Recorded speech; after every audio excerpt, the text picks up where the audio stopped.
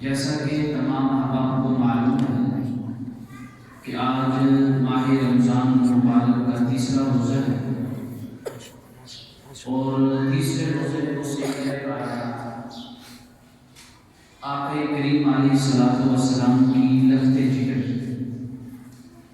فاطمہ الزہرا سیدۃ النساء العالمین رضی اللہ تعالی عنہا آپ کا یوم وصال ہے۔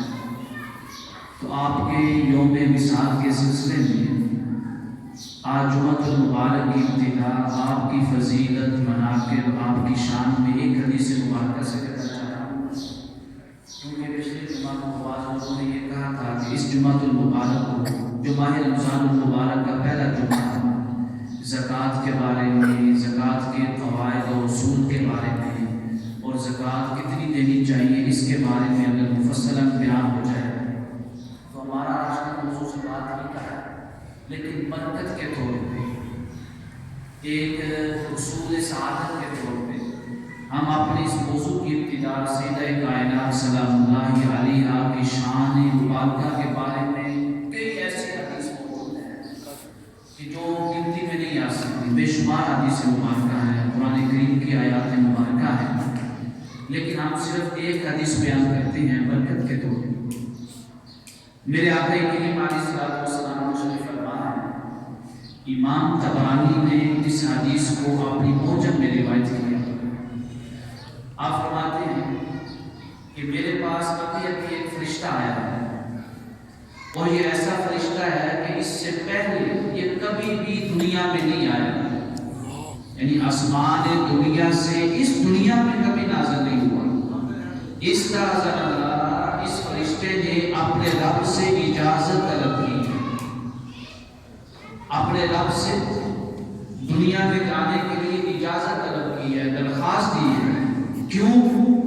عرض کیا کہ مولا آج مجھے اجازت دے کہ میں تیرے محبوب کی بارگاہ میں جانا چاہتا ہوں۔ سبحان اللہ، میں چہرہ مصطفیٰ کو تکنا چاہتا ہوں، اور جب میں آقا کریم علیہ الصلوۃ والسلام کی بارگاہ میں ہوں تو خالی ہاتھ نہیں، مجھے کوئی تحفہ عطا کر کے وہ تحفہ میں تیرے محبوب کی بارگاہ میں پیش کروں۔ اگر کوئی اپنے ساتھی کے پاس، اپنے دوست کے پاس، اپنے کسی قریبی رشتے دار کے پاس بھی جائے تو کوئی نہ کوئی تحفہ دے کے جاتا ہے یا نہیں جاتا، خالی ہاتھ نہیں جاتا۔ تو جو فرشتہ تمام مخلوق کے سردار اور اللہ کریم کے محبوب کے پاس آ رہا ہے، وہ خالی ہاتھ کیسے آ سکتا ہے؟ اس نے عرض کیا مولا کوئی تحفہ دے دے تاکہ وہ تحفہ میں تیرے محبوب کی بارگاہ میں پیش کر سکوں۔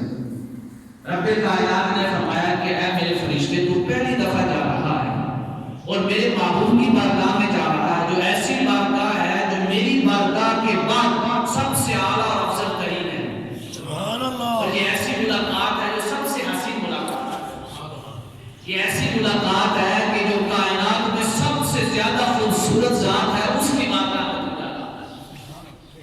تو تحفہ میری طرف سے یہ ہے کہ جب تم میرے محبوب کی بارگاہ میں پہنچے تو یہ عرض کرنا کہ میں اپنے رب کی بارگاہ سے اجازت طلب کر کے آیا ہوں، اور یہ پہلی اور آخری دفعہ اس دنیا میں آ رہا ہوں، نہ پہلے کبھی آیا ہوں نہ اس کے بعد کبھی آیا ہوں۔ تحفہ یہ ہے کہ میرے رب نے یہ مجھے فرمایا ہے کہ میرے محبوب کو جا کے بشارت دے دو کہ جو آپ کی لخت جگر ہے، جو فاطمہ الزہرا ہے، جو آپ کے جسم مبارک کا ٹکڑا ہے، فرمایا سیدۃ النساء العالمین، جتنی بھی عورتیں ہیں آپ کی امت میں سے یہ سب کی سردار ہے، سبحان اللہ، سب کی سیدہ ہے، سبحان اللہ۔ فرمایا کہ یہ فرشتہ صرف پہلی اور آخری دفعہ آیا ہے، اور تحفہ یہ لے کے آیا ہے کہ جو میری بیٹی ہے، جو میرے جسم اطہر کا ٹکڑا ہے، جو میری جان ہے، جس کو دیکھے بغیر میری آنکھوں کو سکون نہیں آتا، تو رب کائنات نے فرمایا آپ کی یہ جو لخت جگر ہے سیدۃ النساء العالمین، یہ تمام عورتوں کی سردار ہے، سبحان اللہ۔ آپ کی شان اور مناقب اور فضائل کے بارے میں بہت سی حدیث مبارکہ ہیں، جس میں مفصل انشاءاللہ تعالی اگلے جمعۃ المبارک کو بیان کریں گے، کیونکہ پچھلے جمعۃ المبارک کو یہ اعلان ہوا تھا کہ زکوٰۃ کے بارے میں، زکوٰۃ کا جو حکم ہے، شرعی حکم ہے، جو زکوٰۃ کے ارکان ہیں، جو زکوٰۃ کی شروط ہیں، کن کے اوپر زکوٰۃ واجب ہے اور کن کو زکوٰۃ دینی چاہیے،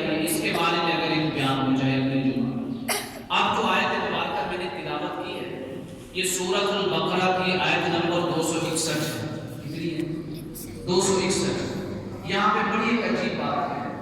اللہ رب العزت نے سورۃ البقرہ میں کوئی بھی حکم ایسا نہیں ہے، کوئی بھی واقعہ ایسا نہیں ہے اور کوئی بھی شرعی حکم ایسا نہیں ہے جس کو اتنا مفصل بیان کیا ہو جتنا اللہ رب العزت نے مال کے احکام کو مفصل بیان کیا. آپ کو معلوم ہے کہ اگر آپ تیسرا پارہ کھولنے جائیں گے، آیت نمبر 261 کو کھولیں تو 261 سے لے کے 283 تک رب کائنات نے جس شے کے احکام کو بیان فرمایا ہے وہ مال کے احکام ہے کہ مال کو کیسے خرچ کرنا ہے، کن لوگوں کو دینا ہے اور مال کو حرام مال سے کیسے بچانا ہے. جب آپ مال اللہ کی راہ میں خرچ کرتے ہیں تو شیطان آپ کے ساتھ کیا وعدہ کر رہا ہوتا ہے، شیطان کیا وسوسہ ڈال رہا ہوتا ہے. حتیٰ کہ مال کے احکام کو رب کائنات نے سورۃ البقرہ کے 4 پورے رکوع میں بیان فرمایا ہے. پورے 4 رکوع میں، یعنی آخری رکوع کو چھوڑ کے اس سے پہلے جو 4 رکوع ہیں، ان 4 رکوع میں صرف اور صرف مال کے احکام کو بیان کیا.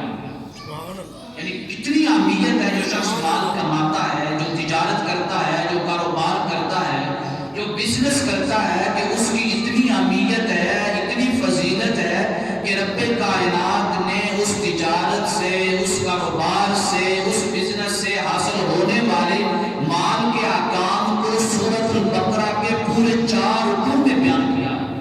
پورے 4 رکوع. یعنی اگر آپ اکاؤنٹنگ کریں 261 سے 283 تک تو یہ تقریباً 23 آیات مبارکہ بنتی ہیں.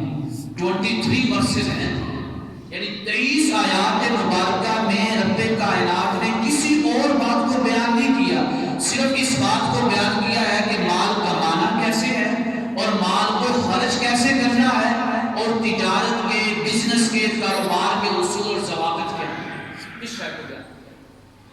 اور جہاں پہ جو آخری رکوع ہے سورۃ البقرہ کا، جو مال کے احکام کا اختتام فرمایا ہے، وہ کسی اور شے پہ نہیں فرمایا. فرمایا واللہ بما تعملون خبیر. یہ جو مال کماتے ہو، یہ اس رب نے یہ احکام بیان کیے ہیں جو تمہارے ہر عمل سے واقف ہے. سبحان اللہ. تمہارا ایک ادنا سا عمل بھی اس سے پوشیدہ نہیں ہے. فرمایا جو احکام میں بیان کر رہا ہوں، اگر کوئی اس پہ عمل کر رہا ہے تو اس کو بھی جانتا ہوں، اور کوئی ان اعمال سے روح گردانی کر رہا ہے تو اس نافرمان شخص کو بھی جانتا ہوں. فرمایا بما تعملون خبیر. جو اعمال بھی تم کر رہے ہو مال کے بارے میں، تجارت کے بارے میں، قیامت کا دن ہوگا، تو ہوگا اور میں ہوں. میرے سامنے اور تیرے سامنے تیرا رب ہوگا، تیرا خالق ہوگا کہ جس سے کائنات کا ادنا سا ذرا بھی پوشیدہ نہیں ہے. فرمایا وہ تجھے تیرے ایک ایک عمل کے بارے میں خبر دے گا کہ تم نے اپنے مال کو کمایا کیسے ہے، کاروبار کیسے کیا ہے، کن لوگوں پہ خرچ کیا ہے اور کہاں پہ تم نے اپنے مال سے حرام کے کاموں میں ایک دوسرے کی مدد کی ہے. فرمایا سارے اعمال کی میں خبر دوں. آج ہی آپ جا کے قرآن کریم کی سورۃ البقرہ کی آیت نمبر 261 کو کھول کر پڑھیں. 261 سے 281 تک صرف مال کے احکام کو بیان کیا ہے. میں صرف اجمالاً بیان کر دیتا ہوں 4 رکوع میں کیا بیان ہوا ہے. پہلا جو رکوع ہے جو ہمارا موضوع ہے، اس کا صرف ایک آیت مبارکہ ہمارا موضوع ہے، مثل الذین ينفقون اموالهم. اس رکوع میں صرف یہ احکام بیان کیے ہیں کہ مال کو خرچ کرنے کی کتنی فضیلت ہے، مال کن لوگوں کو دیا جائے اور دینا کس طریقے سے ہے. اس پورے رکوع میں ان 3 باتوں کو بیان کیا ہے. پہلی بات کیا ہے؟ مال کی فضیلت کیا ہے، خرچ کرنے پہ کتنا ثواب ملتا ہے اور مال دیتے ہوئے کن باتوں کو اپنے ذہن میں رکھنا ہے، اور مال جو شخص نہیں دیتا ہے اس کے اوپر اللہ تعالیٰ کا کیا عذاب نازل ہوتا ہے. 3 چیزیں اس پہلے رکوع میں بیان ہوئی. دوسرا رکوع جو ہے یہ شروع ہوتا ہے یا ایھا الذین آمنوا انفقوا من طیبات ما کسبتم. اس رکوع میں رب کائنات نے اس شے کو بیان فرمایا ہے کہ جب صاحب مال، صاحب تجارت شخص جس کے پاس مال ہے، تجارت ہے، کاروبار ہے، بزنس ہے، پراپرٹی ہے، جائیداد ہے، صاحب استطاعت ہے، جس کے پاس بینک بیلنس ہے،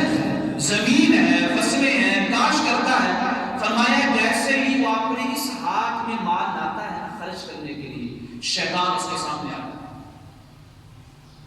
اور شیطان جب سامنے آتا ہے تو وہ بات تو نہیں کرتا نا آپ کے سامنے ہو کے, دل میں اس کے وسوسہ ڈالتا ہے. وسوسہ کیا ڈالتا ہے کہ الشیطان یعدکم الفقر ویأمرکم بالفحشاء. وہ صاحب مال سے مخاطب ہوتا ہے, کلام کرتا ہے, کہتا ہے کہ اگر تم نے اپنے مال میں سے یہ پیسے اللہ کی راہ میں خرچ کیے, اب تیرے پاس مال ہے 1 لاکھ روپیہ, اگر تم 10,000 روپیہ بطور زکوٰۃ اللہ کی راہ میں خرچ کرتا ہے تو تیرے مال میں اضافہ نہیں ہوگا بلکہ 1 لاکھ سے کم ہو کر 90,000 رہ جائے گا. یعنی پہلے لاکھ تھا. شیطان کہتا ہے کہ تم کر کیا رہا ہے, کس کو پال دے رہا, کمائی تیری ہے, کاروبار تم نے کیا ہے, لیبر کو سیلری اور تنخواہ تم نے دی ہے, مشینری تم نے لگائی ہے, دن رات آفس میں تم بیٹھا ہے, مزدوروں کا خیال تم نے رکھا ہے, اپنے کاروبار کی نگرانی تم نے کی ہے. اب جس نے نگرانی کی بھی نہیں, وہ جو فقیر ہے, غریب شخص ہے, تو اپنے 1 لاکھ میں سے 10,000 روپیہ اس کو دے رہا, اس کے اوپر خرچ کر رہا ہے. فرمایا اگر 1 لاکھ ہے تو 90,000 رہ جائے گا. قرآن کہتا ہے شیطان تمہارے ساتھ مال کو خرچ کرتے ہوئے تنگ دستی کا وعدہ کرتا ہے کہ اگر اللہ کی راہ میں خرچ کیا تو تمہارا مال کم ہو جائے گا. الشیطان یعدکم الفقر ویأمرکم بالفحشاء. آگے فرمایا کہ جب تو اپنے مال کو اپنے ہاتھ میں رکھتا ہے خرچ کرنے کے لیے تو جانتا ہے کہ تیرا رب تیرے ساتھ کیا وعدہ کرتا ہے. سبحان اللہ. تیرا رب تیرے ساتھ کیا کلام کرتا ہے. اللہ اکبر. فرمایا تو نے یہاں سے مال اٹھایا ہے, یہ مال اٹھایا ہے کس کو دینے کے لیے؟ کیا اللہ محتاج ہے؟ کیا اللہ فقیر ہے؟ آپ نے یہ تو سنا ہے نا کہ جو اللہ والے ہیں ان سے اللہ کلام کرتا ہے. سنا ہے نہیں سنا؟ اللہ ان سے کلام کرتا ہے, اولیاء اللہ ہے. بڑی پیاری بات ہے, بڑی عجیب بات ہے, سنیے گا غور سے. جو صاحب مال لوگ, اللہ اکبر, اللہ تعالی ہمیں بھی یہ مال دے. اتنی سارا جو میں بیان کرنے لگا ہوں. فرمایا جیسے ہی صاحب مال شخص, اب دیکھیے گا, اپنے ہاتھ میں 100 روپیہ اٹھاتا ہے بطور مثال, ایگزامپل, فار ایگزامپل, اس نے 100 روپیہ اٹھایا ہے, ایک طرف شیطان ہے, دوسری طرف اس کا رب ہے. سبحان اللہ. سبحان اللہ. سبحان اللہ. سمجھ نہیں آئی, سمجھ نہیں آئی. یعنی تو نے کوئی عمل نہیں کیا ہے, تو نہ راتوں کو جاگا ہے, نہ تو نے تہجد پڑھی ہے, نہ قرآن پاک کی تلاوت کثرت سے کی ہے. تو 5 وقت کی نماز پڑھتا ہے, نماز کے بعد دعا کر کے اپنے کاروبار میں مصروف ہو جاتا ہے. جتنے بھی صاحب مال لوگ بیٹھے ہیں نا, اس نقطے کو غور سے سنا, یہ قرآن بیان کر رہا, میں نہیں. فرمایا جب صاحب مال اپنے مال کو اٹھاتا ہے خرچ کرنے کے لیے, اس کے ایک طرف شیطان ہے اور دوسری طرف اس کا خالق ہے جس نے اس کو مال عطا کیا ہے. سبحان اللہ. اس سے بھی عجیب بات یہ نہیں. فرمایا جیسے اس نے مال اٹھایا ہے نا, اب وہ ظاہراً تو دنیا میں ہے لیکن حقیقتاً اپنے رب کے سامنے کھڑا ہے. سبحان اللہ. سبحان اللہ. یعنی اس نے صرف 100 روپیہ دینا ہے نا, 1000 روپیہ دے دو. 1 لاکھ میں سے اگر آپ 1 لاکھ کو 40 میں تقسیم کریں تو تقریباً کتنا آئے گا؟ 1000 روپیہ. 1500, 2000 سے زائد نہیں آئے گا, بلکہ 2000 بھی زیادہ ہے. یعنی تو 1 لاکھ میں سے 1000 روپیہ یا 1000 روپیے سے کم اس مال میں سے زکات دینے لگا ہے. تو نے ابھی اپنے پیسوں میں سے زکات کا پیسہ بعد میں نکالا ہے. رب کائنات نے سارے پردے اٹھا کر تجھے اپنی بارگاہ میں سامنے کر دیا. سبحان اللہ. اپنے سامنے کر دیا. فرمایا ایک طرف شیطان ہے, شیطان تیرے ساتھ کلام کیا کر رہا ہے کہ اگر تو دے گا تو تیرا مال کم ہو جائے گا. فرمایا ایک طرف شیطان ہے اور ایک طرف تیرا خالق ہے. مولا تو کلام انبیاء سے کرتا ہے یا ان سے کرتا ہے جن کے دل میں تو رہتا ہے, جن کی زبان پہ تیرا ذکر ہے, جن کی آنکھوں کے سامنے تیرے قرآن کے اوراق رہتے ہیں. میں تو صاحب مال ہوں, تاجر ہوں, کاروبار کرتا ہوں, تو میرے ساتھ کلام کر رہا ہے. فرمایا میں اللہ والوں سے کلام کرتا ہوں, انبیاء سے کلام کرتا ہوں, لیکن کیا تمہیں معلوم نہیں کہ قرآن کہتا ہے ایک قسم کے لوگ اور بھی ہیں کہ جن کو رب اپنی بارگاہ میں سامنے بٹھا کر کلام کرتا ہے. سبحان اللہ. فرمایا وہ لوگ ہیں جن کو ہم نے مال عطا کیا ہے, مال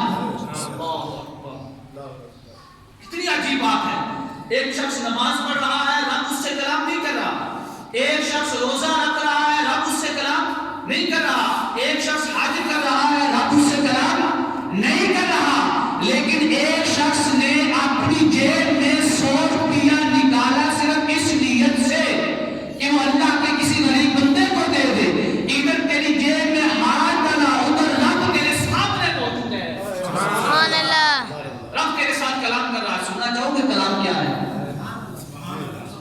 سبحان اللہ لگتا ابھی سمجھ نہیں آئی، سننا چاہو گے؟ سبحان اللہ نام ہی کریں، یہ آپ کے نامہ اعمال میں خود کی نیکیوں میں اضافہ ہوگا۔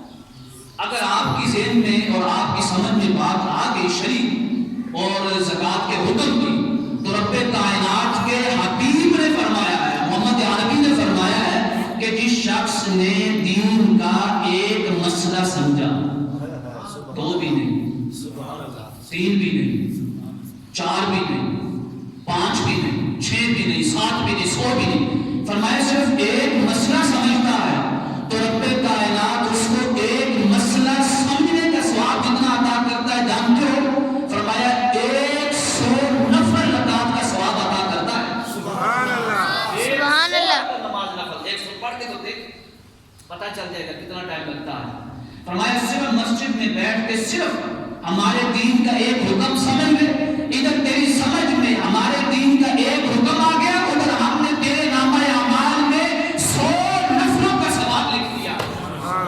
سبحان اللہ۔ جاننا چاہو کہ رب کیا کلام کرتا ہے؟ کتنے خوش نصیب لوگ ہیں جن کو اللہ نے مال دیا ہے، جن کو اللہ نے بزنس دیا ہے، بینک بیلنس دیا ہے، جائیداد دی ہے، پراپرٹی دی ہے، بڑے خوش نصیب لوگ ہیں۔ اس آیت کو سننے کے بعد وہ اپنی قسمت میں فخر کریں۔ یہ وہ لوگ ہیں کہ جو مال کماتے بھی ہیں اور اس مال میں جو اللہ نے حق رکھا ہے غرباء کا، فقراء کا، وہ دیتے بھی ہیں۔ یہ کون صاحب اموال کی بات ہو رہی ہے؟ ہر شخص کی بات نہیں ہو رہی۔ جانتے ہو اللہ کیا کلام کرتا ہے؟ سبحان اللہ۔ تو نے کاروبار کرتے ہوئے ہو سکتا ہے جھوٹ بولا ہو سکتا ہے نہیں ہو سکتا، تو نے کاروبار کرتے ہوئے ہو سکتا ہے انجانے میں نہ انجانے میں ارادہ یا غیر ارادی طور پہ کسی کے ساتھ بدزیادتی کی، ہو سکتا ہے تو نے کاروبار کرتے ہوئے آپ نے کسی مزدور کا دل دکھلا دیا، ہو سکتا ہے کہ تو نے کاروبار کرتے ہوئے کسی کے ساتھ حق تلفی کر دی ہو۔ یہ سارے گناہ تیرے نامہ اعمال میں موجود ہو سکتے ہیں یا نہیں ہو سکتے؟ ہو سکتے ہیں۔ اب رب کا کلام سنیں، فرمایا ادھر شیطان تیرے ساتھ کلام کر رہا ہے، ادھر تیرا رب کیا کلام کرتا ہے؟ قرآن نے کہا اللہ یعدکم الفقر، تیرا رب تیرے ساتھ یہ کلام کرتا ہے کہ تو نے اپنے مال میں سے میرے غرباء بندوں پہ خرچ کرنے کے لیے 100 روپیہ نکالا ہے، اس 100 روپے کے نکالنے کی وجہ سے میں نے تیری زندگی کے سارے گناہوں کو معاف کر دیا، سبحان اللہ۔ گناہوں سے پاک کر دیا ہے، طاہر کر دیا۔ سبحان اللہ یعنی تو 100 روپیہ دے رہا ہے، تیرے نامہ اعمال میں کاروبار کرتے ہوئے جتنے گناہ تھے رب کلام بھی کر رہا ہے، بشارت بھی دے رہا ہے، خوشخبری بھی دے رہا ہے اور فرما رہا ہے کہ تیرے نامہ اعمال میں چاہے گناہ کبیرہ ہے چاہے صغیرہ ہے، وہ لاکھوں ہو کر تیرے سارے گناہوں کو معاف کر رہا ہے۔ سبحان اللہ یعدکم الفقر، اور آگے فرمایا اتنا ہی معاف نہیں کر رہا ہوں، صرف فرمایا تو 100 دے رہا ہے نا، قیامت کے دن میرے پاس آ کے حساب کرنا۔ سبحان اللہ۔ اللہ اکبر۔ فرمایا تو دنیا دار کو 100 دے نا، وہ تجھے 100 ہی واپس کرے گا۔ اگر بزنس کے لیے دے، پارٹنرشپ کے لیے دے تو 100 میں سے وہ 200 عطا کر دے گا، 100 اضافی دے دے گا۔ فرمایا 100 ہماری راہ میں دے کے تو دیکھ، ہمارے ساتھ بھی بزنس کرنا، ہمارے ساتھ بھی تو کاروبار کر۔ اگر کوئی بڑے بزنس مین کا پارٹنرشپ بن جائے، پارٹنر بن جائے، اس کو فخر ہوتا ہے نہیں ہوتا؟ اس کو امیدیں کبھی ہوتی ہی نہیں ہوتی کہ اس کے مال میں اضافہ ہوگا، کمی نہیں ہوگی۔ یعنی اگر کوئی صاحب مال اپنے سے بڑے امیر شخص کے ساتھ پارٹنرشپ کر لے تو اس کو خوشی ہوتی ہے کہ میں نے بڑے بزنس مین کے ساتھ پارٹنرشپ کر لی ہے، اور اگر تو اس کے ساتھ پارٹنرشپ کر لے جس نے اس کو بڑے مال والا بنایا ہے، جس نے ساری کائنات کو پیدا کیا، اللہ قسم سمجھے یہ بات۔ رب کہتا ہے کہ میرے ساتھ بزنس کر کے دیکھنا، کاروبار تو کر۔ فرمایا چلو 100 نہیں دے سکتا، 50 نہیں دے سکتا، 1 روپیے کا ہی کاروبار کر لے۔ کون سا دنیا کا کاروبار ہے جو 1 روپے سے ہوتا ہو، جو 2 روپیہ سے ہوتا ہو؟ فرمایا ہم یہ نہیں کہتے 5 سے کر لیں، 10 रुपए से कर ले, 20 रुपीज से कर ले, 50 से कर ले, 100 से कर ले, 1000 से कर ले। फरमाया नहीं, ये सारी बातें दुनियादार करता है, मैं तो तेरा खालिक हूं, मैं 100 नहीं कहता, 1 दे के कर। 1 रुपया हमें दे, हम बिजनेस करते हैं तेरे साथ। बोला 1 रुपया तुझे दे दिया है तो तू क्या अता करेगा? फरमाया तूने 1 दिया है ना, हम 700 अता करेंगे। सुभान अल्लाह, सुभान अल्लाह, सिर्फ देने की वजह से 700 अता करेंगे। और पिछले जुमे को आपने हदीस बयान की थी कि रमजान में 1 नेकी कितनी नेकियों के बराबर होती है? 70 नेकी होगी। कितनी? 70 नेकी होगी। अब कारोबार करना रमजान में, जश्न आ जाए, मजा ना आ जाए कारोबार करने में, तू इधर से रमजान मुबारक की इबादत के साथ में 1 रुपया देगा और रब्बे कायनात अल्लाह की कसम कुरान करीम की इस आयत मुबारक से जो मैंने पढ़ी है इब्तिदा में, तुझे 49,000 रुपया क़यामत के दिन अता करेगा। सुभान अल्लाह, अल्लाहु अकबर। यानी 1 रुपया इधर है दुनिया में और रब अब तेरे सामने कहेगा कि तू मेरे साथ हिसाब तो कर। जो मेरे साथ बिजनेस करता रहा है तो हिसाब तो कर ना। तूने भी हिसाब रखा होगा, मैंने भी हिसाब रखा है। तूने रमजान में 100 रुपया दिया था, 100 भी छोड़े, 1 रुपया दिया था, रब ने अपना दफ्तर खोला। रब ने किरामन कातिबीन को कहा, ये दोनों बैठे हुए कर दो, हुक्म दिया अपना दफ्तर खोल लो। तुझे कहा तो अपना दफ्तर खोल, तूने अपना दफ्तर खोला तो उसमें लिखा हुआ है 1 रुपया। रब ने जब फरिश्तों से कहा कि इसके सामने 1 रुपए का जो इसने मेरे साथ बिजनेस किया है उसकी रिपोर्ट इसको पेश कर, उसकी तफसील इसको दे, उसका हिसाब दे। इधर तेरे दफ्तर में 1 रुपया है, जब रब के फरिश्ते ने तेरे सामने उसी 1 रुपये का हिसाब किया तो तूने अपने नामा अमाल में 1 रुपए के बदले 49,000 नेकियों को पाया है। 50,000 नेकियों को, 49,000 नेकियां तेरे नामा अमाल में लिखी गई। क्या आप भी कोई है जो अपने रब के साथ कारोबार ना करे, बिजनेस ना करे? अब देखिए फरमाया मसलुल लज़ीना युनफिकूना अम्वालहुम, लोगों जानते हो जो मेरी राह में माल खर्च करते हैं, जो मेरे साथ कारोबार करते हैं, बिजनेस करते हैं, जानते हो उसकी मिसाल कैसी है? उसकी मिसाल कैसी है? फरमाया कि मसली हब्बतीन, उसने जो माल दिया है ना हमें, उस माल की मिसाल गंदम के उस 1 दाने की तरह है। सुभान अल्लाह, गंदम के उस 1 दाने की तरह है। कौन सा दाना? फरमाया जिसको किसान ने हाल चलाने के बाद, यहां मिसाल से समझिए अल्लाह ने कैसी मिसाल दी, मैं समझाता हूं। पहले ये 1 दाना है गंदम का, क्या किसान फौरन काश्त कर दे? फौरन काश्त करेगा? नहीं, पहले उस जमीन को उस काश्त के काबिल बनाएगा या नहीं बनाएगा? बनाएगा ना। उस जमीन को उस 1 दाने के काबिल बनाने के लिए किसान लाके मेहनत करेगा या नहीं करेगा? हल चलाएगा या नहीं चलाएगा? उस 1 दाने को खरीदेगा या नहीं खरीदेगा? पानी लगाएगा या नहीं लगाएगा? खाद देगा या नहीं देगा? एक किसान जो है, जो 1 गंदम का दाना काश्त कर रहा है, वो इतनी मेहनतें कर रहा है। पहले फरमाया तू मेहनत भी नहीं कर रहा, तू काश्त भी नहीं कर रहा, तू पानी भी नहीं दे रहा, तुझे खाद देने की भी जरूरत नहीं है। वो जो किसान है जो रात दिन हल चलाने में लगा हुआ है, पानी लगाने में लगा हुआ है, जमीन को काश्त के काबिल करने में लगा हुआ है, तेरी मिसाल उस किसान से भी आना है। सुभान अल्लाह, सुभान अल्लाह, कि वो ये सारी मेहनतें कर रहा है, तो बगैर मेहनत के 1 रुपया जो हमारी राह में खर्च करता है, उसकी मिसाल उस किसान की गंदम के 1 बीज की तरह है, जो बीज वो जमीन में काश्त करता है। मैं जानते हो 7 सनाबुल, 7 बालियां निकलती हैं। कितनी? 7 बालियां निकलती हैं। और फरमाया फी कुल्ली सुंबुलतिन मियातुन हब्बा, हर बाली में 100 दाना होता है। कितना? 100 दाना होता فرمایا کسان نے ایک بیج کاشت کیا، اس کو کتنے ملے؟ 700. اس کو کتنے ملے؟ 700. فرمایا تو نے 1 روپیہ میری راہ میں کاشت کیا ہے، غریبوں کے دلوں میں کاشت کیا ہے. اللہ اکبر. غریبوں کے ہاتھ میں دے کے کاشت کیا ہے. فرمایا اس کو 700 مل رہا ہے، وہ اتنی محنت بھی کر رہا ہے، لیکن تو نے میری راہ میں دیا ہے 700 نہیں، 1000 نہیں، 2 نہیں، 3 نہیں، 4 نہیں. فرمایا قیامت کے دن تو ہوگا تیرے ہاتھ میں 49,000 روپیہ دیا جائے گا. سبحان اللہ. کون کاروبار نہیں کرنا چاہیے؟ فرمایا 7 سنابل فی کل سنبلۃ مئۃ حبۃ. آگے فرمایا نہیں اتنا ہی نہیں ہے، واللہ یضاعف لمن یشاء. ہر 100 کے اوپر پھر کئی گنا بڑھاتا جائے گا، بڑھاتا جائے گا، اضافہ کرتا جائے گا.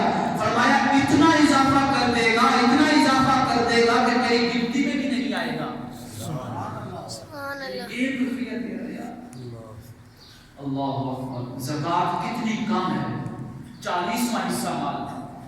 اتنی کم زکات دے کہ رب کہہ رہا ہے تو نے گنتی میں دیے تھے، تو نے اکاؤنٹنگ میں دیے تھے، تو نے اتنے پیسے دیے تھے تو ہر شخص گن سکتا تھا. لیکن قیامت کے دن رب تیرے نامہ اعمال میں اس بزنس کی وجہ سے اتنے نیک اعمال کا، نیکیوں کا اضافہ کر دے گا کہ تو نیکیوں کو گن بھی نہیں پائے گا. اتنی نیکیاں تیرے نامہ اعمال میں آ جائیں گی اور اتنے گناہ معاف ہو جائیں گے.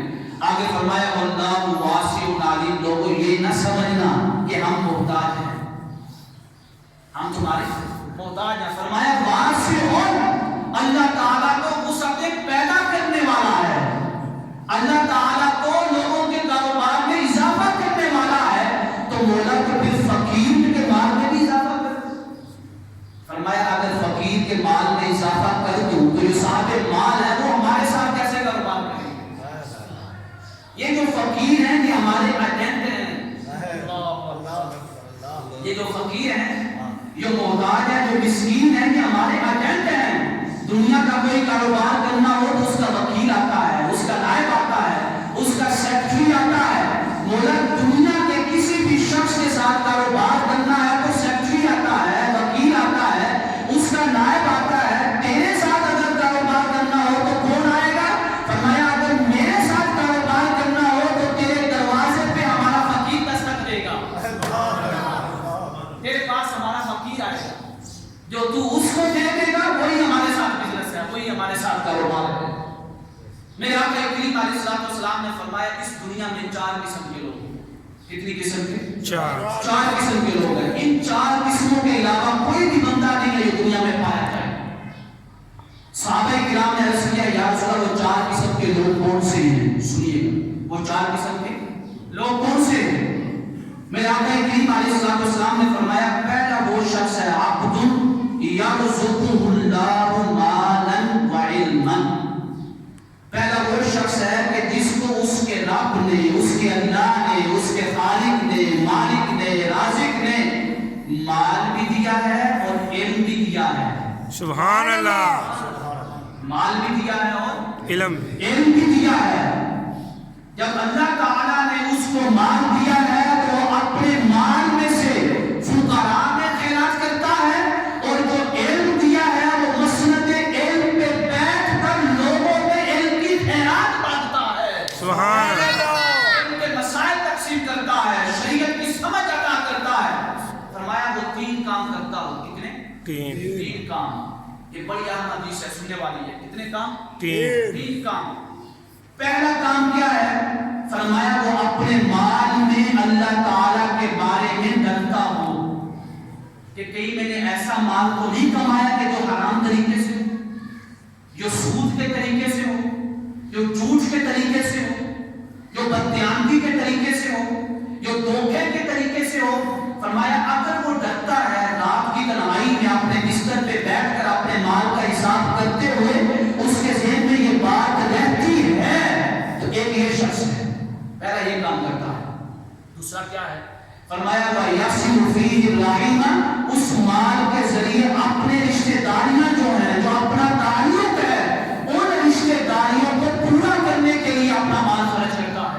سبحان اللہ.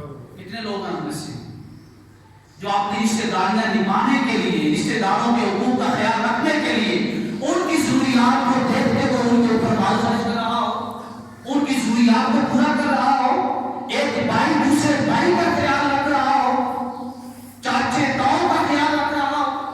آج بھائیوں کا کیا خیال رکھنا ہے، چاچوں کا کیا خیال رکھنا ہے، تاؤں کا کیا خیال رکھنا ہے، ماموں کا کیا خیال رکھنا ہے، خالوں کا کیا خیال رکھنا ہے. اس شخص کو تو اپنے والدین تک کا بھی خیال نہیں آ رہا کہ اس کی ضروریات کیا ہے. فرمایا جس کو مال دیا ہے، علم دیا ہے، سب سے پہلا کام وہ یہ کرتا ہے کہ اپنے رب سے ڈرتا ہے، اور دوسرا کام یہ کرتا ہے کہ اپنی رشتہ داریاں جو ہیں ان کو نبھانے کے لیے اس کے اوپر خرچ کرتا ہے. اور فرمایا تیسرا کیا کرتا ہے. میرے آقا کریم علیہ السلام نے فرمایا تیسرا یہ کرتا ہے کہ اس کو معلوم ہے کہ اللہ نے جو مال دیا ہے اس میں اللہ نے غرباء کے لیے کتنا حق مقرر فرمایا ہے. سبحان اللہ. کون ہے جو اپنے مال کا حساب کرتا ہو سبحان اللہ. کہ ہمارے مال میں سے کتنی زکات نکلتی ہے؟ اللہ ماشاءاللہ. فرمایا جو شخص جس کو مال دیا ہے، علم دیا ہے، جو یہ تین کام کرے، فرمایا فَآذَا بِأَفْضَلِ الْمَنَازِلِ، یہ اللہ تعالیٰ کے ہاں اولیاء سے بھی بڑھ کر زیادہ مقرب ہے، قریب ہے اللہ کے. سبحان اللہ. اس سبحان کی اللہ. قربت کا زیادہ حقدار ہے. عرض کیا یا رسول، دوسرا شخص کون ہے؟ فرمایا دوسرا وہ ہے جس کو اللہ نے مال دیا. اللہ نے مال دیا ہے، علم نہیں دیا، لیکن وہ اپنے مال کو اللہ کی راہ میں خرچ کرتا ہے اور یہ کہتا ہے کہ کاش اگر اللہ نے مجھے علم بھی دیا ہوتا تو میں مسند علم پہ بیٹھ کر علم کی خیرات لوگوں میں تقسیم کرتا، سبحان اللہ. لوگوں کو دین سکھاتا، لوگوں کو شریعت کے احکام سکھاتا. فرمایا اس نے یہ جو نیت کی ہے، اس نیت کی وجہ سے بھی اس شخص کو پہلے والے شخص کے برابر ثواب ملتا ہے. سبحان اللہ. اس شخص کا مقام بھی پہلے والے شخص کے برابر کر دیا جاتا ہے. عرض کیا یا رسول، تیسرا شخص کون ہے؟ آپ نے فرمایا تیسرا وہ ہے جس کو اللہ نے مال دیا ہے. یہ آقا کریم علیہ السلام دنیا کی نیچر کو بیان فرما دے کہ دنیا کے اندر کتنی قسم کے لوگ ہوتے ہیں. آپ نے فرمایا ان چار میں سے کوئی بھی باہر نہیں ہوگا. اب آپ نے فیصلہ کرنا ہے ان چاروں کو سننے کے بعد کہ آپ کس قسم میں آ رہے ہیں.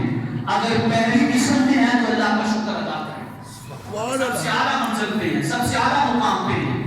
اگر دوسری قسم میں ہے تب بھی اللہ کا شکر ادا کریں، پر یہ کوشش کریں کہ ہم بھی دین سیکھ کر اللہ کے احکام کو، اللہ کے اسلام کو لوگوں تک پہنچائیں.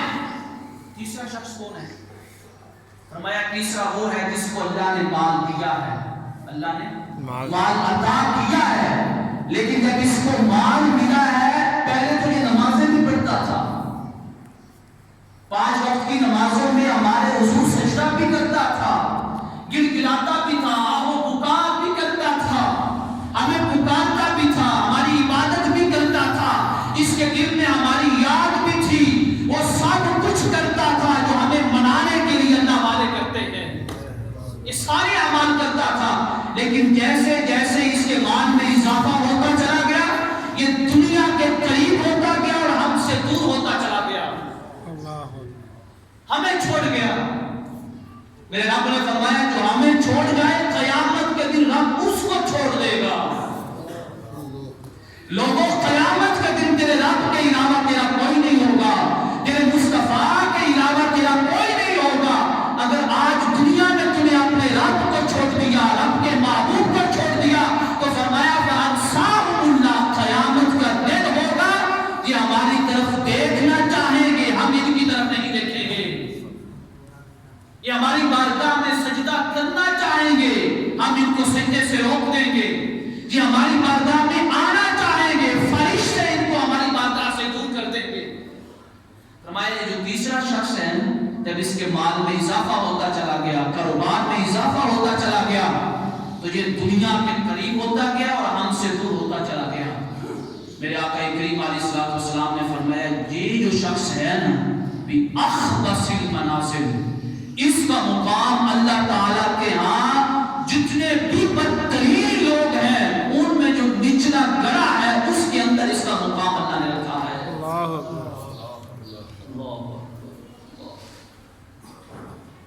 کے یا اس کا چوتھا کون ہے؟ فرمایا چوتھا وہ ہے جس کو نہ اللہ نے مال دیا ہے نہ اللہ نے علم دیا ہے، لیکن اس کی نیت یہ ہے کہ اگر میں مال حاصل کر لوں تو اپنے بینک بیلنس میں اضافہ کروں گا۔ وہ یہ نہیں چاہ رہا کہ غرباء میں تقسیم کروں گا یا اللہ کی راہ میں خرچ کروں گا یا ضرورت مندوں کی ضرورتوں کو پورا کروں گا، یہ نہیں۔ اور یہ نیت کرتا ہے کہ اگر اللہ مجھے علم دے دے تو میں علم کے ذریعے دنیا کو حاصل کروں گا، علم کے ذریعے دنیا کو کماؤں گا۔ آج آپ دیکھ لیں کتنے لوگ اللہ کی قسم ایک خطاب کرنے کے لیے، ایک خطاب، یہ جو مسجد علم میں بیٹھے ہیں نا ہم، یہ نہیں ہے کہ ہم اپنے طبقے کے لوگوں کی بات کو چھپا لیں اور صرف دنیا دار کو آزاد کی وعدیں سناتے رہیں۔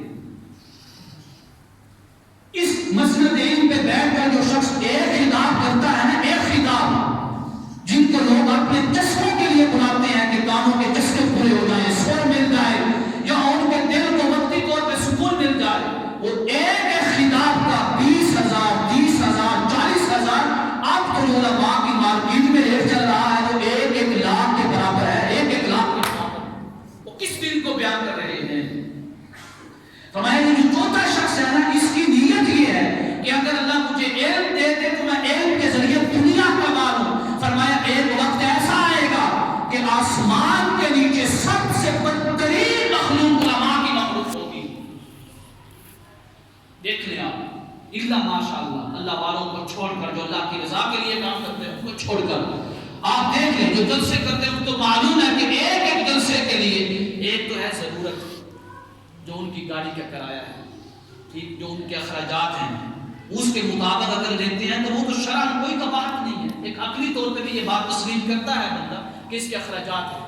لیکن ایک شخص کی گاڑی کا جو کرایہ ہے، جو اخراجات ہے ایک خطاب کرنے کے لیے، اس سے بڑھ کر وہ 40,000 50,000 کی پرافٹ میں پیسے لے رہا ہے، تو پھر وہ دین بیان نہیں کر رہا، وہ اللہ کے رسول کا دین بیچ رہا ہے۔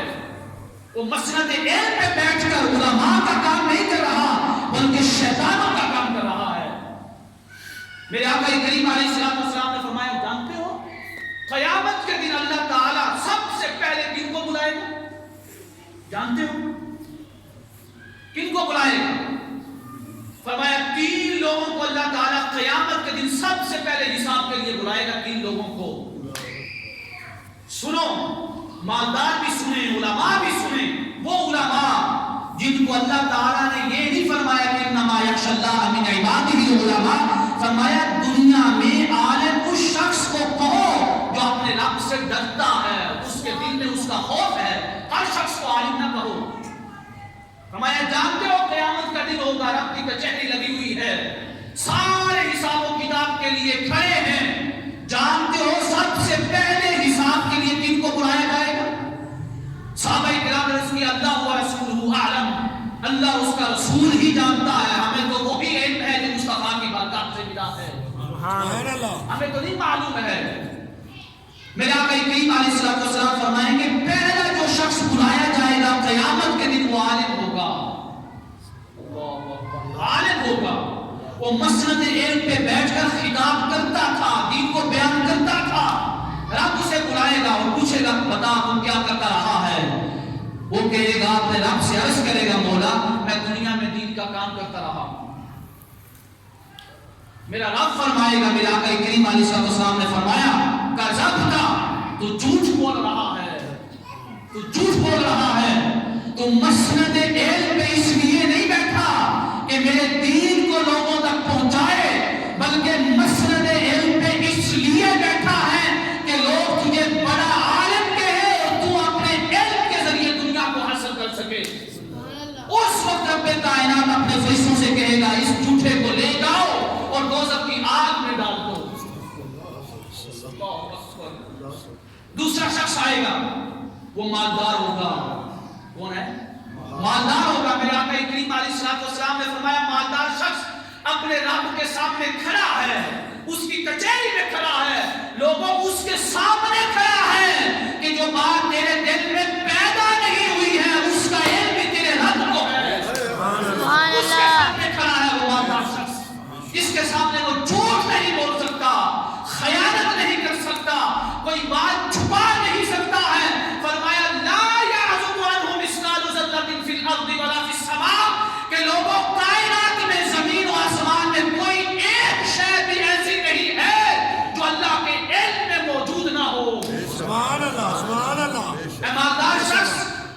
اس کی بارگاہ میں کھڑا ہے جو ریت کے چھوٹے سے چھوٹے ذرے کو بھی جانتا ہے.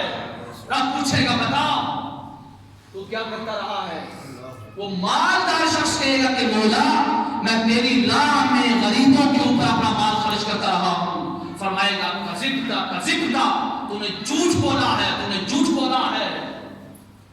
اس وقت میرے آقا کریم علیہ السلام نے فرمایا کہ میرا رب مجھ سے فرمائے گا کہ تو نے مال میری رضا کے لیے خرچ نہیں کیا بلکہ تو غرباء میں، فقراء میں، محتاجوں میں، مسکینوں میں، ضرورت مندوں میں اس لیے تقسیم کرتا رہا کہ لوگ تجھے کہیں گے یار بڑا اچھا بندہ ہے جو لوگوں میں مال تقسیم کر رہا ہے. دنیا میں رہ کر تو اپنی تعریف چاہتا تھا، تو نے مال اپنی تعریف کے لیے، اپنی مدحت کے لیے خرچ کیا ہے، میری رضا کے لیے خرچ نہیں کیا. فرشتوں کو حکم ہوگا اس مالدار کو دوزخ کی آگ میں ڈال دو. چوتھا یہ شخص ہے. اب آپ خود فیصلہ کریں، آخری بات ہے، خود فیصلہ کریں. اگر چار میں سے یہ آخری دو میں سے آپ ان میں سے کوئی ایک بھی ہے تو آج ہی بغیر کسی تاخیر کے، بغیر کسی غفلت کے، بغیر کسی مہلت کے، بغیر ٹائم ضائع کیے، آج بھی تیرا رب تیرے اٹھتے ہوئے ہاتھوں کو دیکھ رہا ہے. آج بھی تیرا رب تیرے حرکت کرتے ہوئے لبوں کو دیکھ رہا ہے. آج بھی تیرا رب تیری آنکھوں کو دیکھ رہا ہے. آج بھی تیرا رب تیری زبان کو دیکھ رہا ہے. آج بھی تیرا رب تیرے پاؤں کی طرف دیکھ رہا ہے کہ کب اس کے پاؤں ہماری توبہ والے دروازے کی طرف آ جائیں تو ہم اس کو معاف کر دیں، ہم اس کے گناہوں کو معاف کر دیں، اس کی بخشش کر دیں.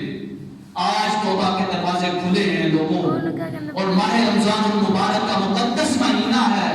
اپنے گناہوں کی معافی مانگ لو، اپنی لفظوں کی، خطاؤں کی، اپنے گناہوں کی اللہ کے حضور گر گرا کر توبہ مانگو. قرآن کہتا ہے انما التوبۃ علی اللہ، تو توبہ کے لیے بعد میں آیا ہے، تیرا رب تیری توبہ کو پہلے قبول کر لے گا. سبحان اللہ. تو اپنی رب کی بارگاہ میں بعد میں جھکا ہے، ادھر تو جھکا ہے، ادھر رب نے تیری منزلت کو، تیرے مقام کو فرشتوں میں بلند کر دیا ہے. سبحان اللہ. اے مسلمان، اے کلمہ پڑھنے والے، اے روزہ رکھنے والے، روزہ دار، آج وقت ہے، توبہ کے دروازے کھلے ہیں. قبل اس سے کہ تو توبہ کرنا چاہے اور رب کی بارگاہ میں ندا آئے کہ توبہ کے سارے دروازے بند ہو چکے ہیں، توبہ کے دروازے بند ہو چکے ہیں. آج تیرے لیے کوئی معافی نہیں ہے، آج تیرے گناہوں کی کوئی معافی نہیں ہے. آج ہر شے کا حساب دینا ہوگا. آج توبہ کے دروازے بند کر دیے ہیں. اب تو میری کچہری میں آ رہا ہے، دنیا میں رہ کر میرے سامنے جھکا نہیں ہے، تو نے میری طرف دیکھا نہیں ہے. آج اب دیکھنا چاہ رہا ہے تو تیرا رب فرما رہا ہے لا ينظر الیہم یوم القیامہ، اس کا رب اس کی طرف نہیں دیکھے گا.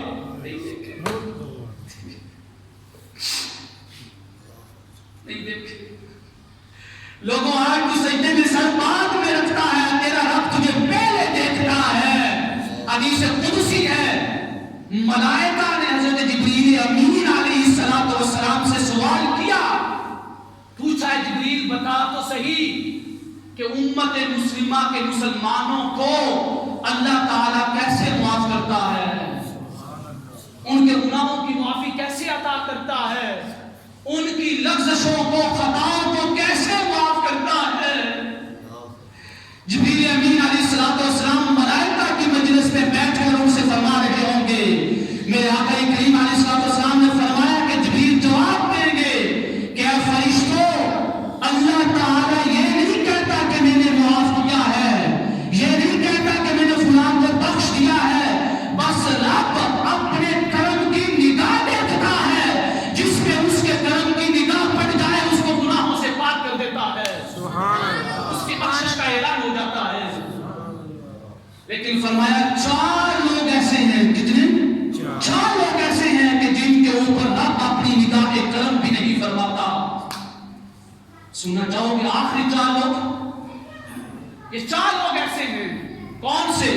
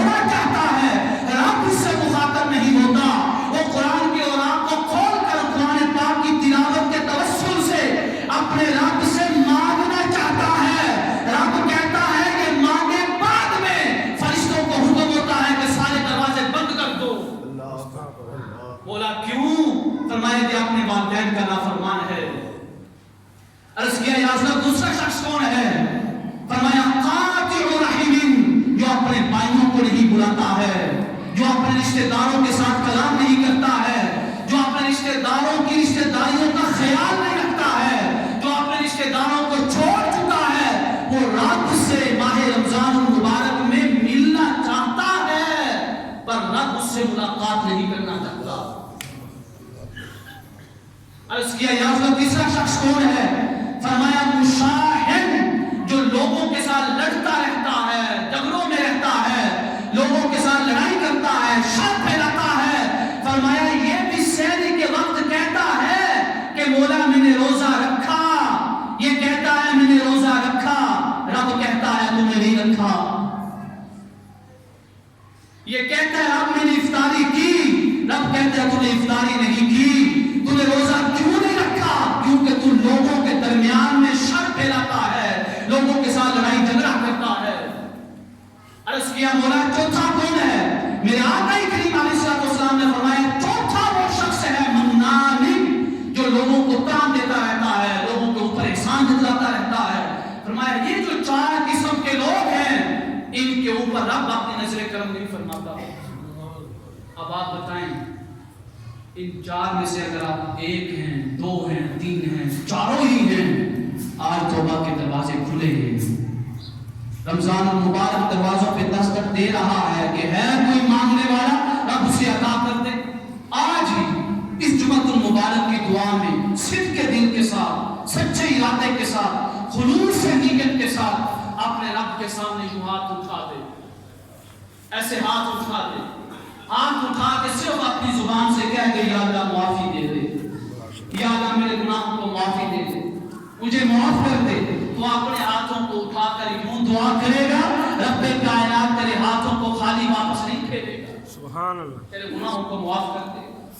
رب کائنات کے حضور دعا ہے کہ رب کائنات ہمیں ماہ رمضان المبارک کا احترام کرنے اور اس کے روزے کے جو تقاضے ہیں، جو شروط ہیں، ان کو پورا کرنے. یہ جو چار لوگ ہیں، ہمارا موضوع چل رہا ہے جامع مسجد غلامان مصطفیٰ یوسف کے درس میں کہ 15 لوگ ایسے ہیں. کتنے؟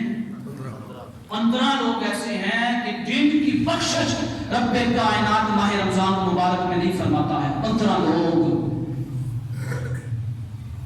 اس سے قبل کہ مسجدوں میں عید کے چاند کا اعلان ہو جائے کہ صبح عید کی نماز ہے اور 13 نام ملائکہ اور 15 کی لسٹ میں لکھ رہے ہوں، تو ہم سے بڑھ کر نہ کوئی بدبخت ہے نہ کوئی محروم ہوگا. ان 15 میں سے 4 یہ ہیں. 4 اگر جان بھی ہو تو سچی توبہ کرو. رب کائنات کے حضور دعا ہے کہ مولا کائنات، خالق کائنات اپنے محبوب کریم علیہ السلام کی نالین پاک کے تصدق سے ہمارے جسموں کو، ہماری روحوں کو گناہوں سے پاک کر دے، طاہر کر دے، پاکیزہ کر دے. سوال یہ ہے کہ نماز تسبیح کیا عورت پڑھا سکتی ہے یا نہیں پڑھا سکتی؟ پہلی بات تو یہ یاد رکھیں نماز تسبیح نفل ہے. نماز تسبیح کیا ہے؟ نفل ہے. اور نفل کی جماعت عادتاً نہیں ہونی چاہیے. یہ نہیں ہے کہ مہینے میں آپ 4 دفعہ جماعت کروائیں نفل کی. نفل کی جماعت کی جو گنجائش ہے وہ سال میں 1 دفعہ یا 2 دفعہ کی گنجائش ہے. کیوں کہ صحیح بخاری میں اور دیگر حدیث کی کتابوں میں یہ بات موجود ہے کہ آقا کریم علیہ السلام نے نفلوں کی جماعت کروائی ہے. اس سنت پہ عمل کرنے کے لیے سال میں 1 دفعہ یا 2 دفعہ کافی ہے، سنت پہ عمل ہو گیا ہے. جب نفلی جماعت ہے اور نفلی نماز ہے، نفلی نماز کی جماعت نہیں ہے صحیح، تو پھر ایک عورت کو کہنا کہ جماعت کر. آج کل تو ایسا آ گیا ہے کہ مرد آگے کھڑے ہیں، امام مسجد آگے کھڑا عورتوں کی جماعت کروا رہا ہے. مجھے نہیں معلوم یہ کیسے مسئلے ہیں یار. ایک تو نفل نماز ہے نا یا فرض ہے؟ نفل نماز ہے تو ایک مرد نفل نماز کی جماعت عورتوں کو کروا رہے ہیں. یہاں پہ گجرانوالہ میں کئی مساجد میں ایسا ہوتا ہے. یہ ساری ڈرامے بازی اور تماشا ہے. اللہ کے لیے دین احکام کو سمجھے. یہ نفلی نماز ہے. افضل یہ ہے کہ ہر عورت تنہائی میں اپنے گھر میں نصرات تسبیح کی نماز پڑھے. یہ سب سے افضل ہے. اب سوال یہ ہے کہ کیا عورت ہو، یہ تو سوال سمجھ آ گیا کہ مرد کی جماعت کی کوئی ضرورت نہیں ہے، کیونکہ ضرورت ہی نہیں ہے ساتھ تسبیح کی کہ عورتوں کی جماعت کرے. ہاں اگر عورت ہے اجتماعی طور پہ کوئی درس دینا چاہتی ہے، عالمہ فاضلہ ہے، کوئی درس قرآن دے گی، درس حدیث دے گی یا احکام کو سکھلائے گی، تو عورت ذات جو ہے انہوں نے تو سنت پہ عمل کرنا ہے یا نہیں کرنا ہے. رمضان شریف میں 1 دفعہ یا 2 دفعہ اگر عورت جماعت کروا دیتی ہے تو اس میں کوئی حرج نہیں ہے. تو جماعت کا طریقہ وہی ہے جو ہمارے فقہاء کرام نے بیان کیا ہے کہ عورت درمیان میں کھڑی ہوگی. کہاں پہ؟ درمیان میں. بالکل آگے نہیں کھڑی ہوگی جیسے ہم کھڑے ہوتے ہیں. جیسے مردوں کا امام آگے کھڑا ہوتا ہے ایسے عورت کھڑی نہیں ہوگی. درمیان میں کھڑی ہوگی. تھوڑا سا اس کے پاؤں کا یہ جو حصہ ہے یہ درمیانی حصہ آگے ہوگا, تھوڑا سا آگے ہوگا. تو لہٰذا اگر ایسی کیفیت ہے اور عورت جماعت کروا رہی ہے, عالمہ فاصلہ ہے. کیا ہے؟ عالمہ فاصلہ. اور اس کی نیت یہ ہے کہ سواد تسبیح میں عورتیں جمع ہو جائیں گی, کوئی احکام شرعیہ بیان کریں گے, روزے کے احکام بیان ہوں گے, تو اس میں کوئی حرج نہیں ہے. عورتوں کا بھی سنت پہ عمل ہو جائے گا. لیکن صلاۃ تسبیح میں, نماز تسبیح میں مرد اگر عورتوں کی جماعت کروائے, اس کی کوئی گنجائش نہیں, کوئی گنجائش نہیں. اور کا سوال سارا جو زکات دے دی ہے یہ فقیراں دا حصہ ہے, یہ وچ شامل ہے کہ وہ علیحدہ ہے؟ زکات کون سی؟ اج زکات دے دی, زکات جڑی دے دی یہ وچ ہی شامل ہے, مال دے وچ جڑا مال اسی جمع کرنے وہ تے زکات لگدی ہے, تے زکات دے وچ ہی فقیراں دا حصہ ہے کہ یا وہ علیحدہ ہوندا ہے؟ سوال یہ ہے کہ جو زکات ہم دیتے ہیں اس کے اندر فقیروں کا حصہ ہے یا نہیں ہے, بلکہ علیحدہ کسی اور مال میں ہے. یہ بات یاد رکھیں, قرآن کریم نے سورۃ توبہ کی آیت مبارکہ انما الصدقات للفقراء میں 8 قسم کے لوگ بیان کیے ہیں جن کو آپ زکات دے سکتے ہیں. پہلا کیا ہے؟ للفقراء, فقیر. تو فقیر کا حصہ زکات میں ہے یا نہیں ہے؟ دوسرا کون ہے؟ مساکین, مسکین. مسکین کا حصہ بھی زکات میں ہوا یا نہیں ہوا؟ آگے کیا؟ والعاملین, جو زکات کی کلیکشن کرتے ہیں, زکات کو جمع کرتے ہیں, حکومت کی طرف سے جو نمائندے ہوتے ہیں ان کو بھی زکات کے مال میں سے کچھ تنخواہ دی جاتی ہے, تو یہ حصہ بھی ان کا زکات کے مال میں سے ہوتا ہے. تیسرا کیا ہے؟ والمؤلفۃ قلوبہم, جو نئے مسلمان ہوئے ہوں یا آپ کی بستی میں کوئی ایسے کافر لوگ موجود ہیں جن کے بارے میں آپ کو امید قوی ہے کہ اگر ہم ان کو کچھ مال دیں گے تو اسلام قبول کر لیں گے, تو ایسے کافر شخص کو بھی آپ اپنے زکات کے مال میں سے کچھ حصہ دے سکتے ہیں. آگے کیا؟ وفی الرقابی, جو غلام ہیں ان کو غلامی سے آزادی دلوانے کے لیے بھی آپ زکات کا مال دے سکتے ہیں. اب سوال یہ ہے کہ اس دور میں تو غلام ہے نہیں, پھر کس کو دیں؟ ٹھیک, تو یہاں پہ فقہاء نے کہا ہے کہ یہ جیل کی اندھیر کوٹھیوں میں جو قیدی پڑے ہوئے ہیں, جو قیدی لوگ ہیں جن کے پاس کوئی پیسہ نہیں ہے عدالت کے جرمانے ادا کرنے کے لیے, اور وہ بے قصور ہیں, یہ نہیں قصور وار ہو, کسی ڈاکو کو آپ آزاد کروا دیں, کسی چور کو آپ آزاد کر دیں, مظلوم شخص ہے قید میں, جیسے آج کل اکثر ہوتا ہے. تو جو مظلوم شخص ہے بغیر کسی قصور کے جیل میں ہے, اس کو بھی آزاد کروانے کے لیے آپ عدالت کا جرمانہ زکات کے پیسوں سے دے سکتے ہیں. اس کے بعد کیا ہے؟ والغارمین, والغارمین, جو قرض دار ہے اس کا جو جس نے اس کو قرض دینا ہے, جو صاحب مال شخص ہے وہ معاف نہیں کر رہا قرض, اور قرض دینے والے کے پاس بھی اتنا مال نہیں ہے کہ وہ قرض دے سکے, تو اس صورت میں اس کا قرض ادا کرنے کے لیے بھی آپ اپنے مال میں سے زکات دے سکتے ہیں. آگے کیا ہے؟ فرمایا فی سبیل اللہ, جو اللہ کے راستے میں جہاد کرتے ہیں. جہاد کا معنی ہے جہاد بالسیف اور جہاد بالعلم, یعنی جو تلوار کے ساتھ جہاد کر رہے ہیں وہ فوجی ہیں, اور جہاد بالعلم, جو علم کے ساتھ جہاد کر رہے ہیں وہ علماء ہیں کہ جہاں پہ علم دین پڑھایا جاتا ہے. تو فقہاء نے ان دونوں معنی میں جہاد کا مفہوم لیا ہے کہ علم اگر کوئی طالب علم پڑھ رہا ہے, کوئی غریب اسٹوڈنٹ پڑھ رہا ہے, اس کی ضروریات کو بھی پورا کرنے کے لیے آپ زکات کا مال دے سکتے ہیں. آخری کیا ہے؟ وابن السبیل, اگر مسافر ہے, اگرچہ وہ امیر ترین شخص ہے اپنے گھر کا, اس کے پاس بینک بیلنس ہے, لیکن مسافر ہے, سفر کی حالت میں اس کے پاس اتنے پیسے نہیں ہیں تو اپنا سفر مکمل کر سکے, تو اس مسافر کو بھی آپ اپنے مال جو زکات ہے اس میں سے حصہ دے سکتے ہیں. یہ 8 لوگ ہیں جو قرآن کریم نے سورۃ توبہ میں بیان فرمائے. اس کے بعد فرمایا فریضۃ من اللہ, یہ اللہ تعالیٰ کی طرف سے فرض ہے, نفل نہیں, فرض ہے. فرمایا دینا لازمی ہے.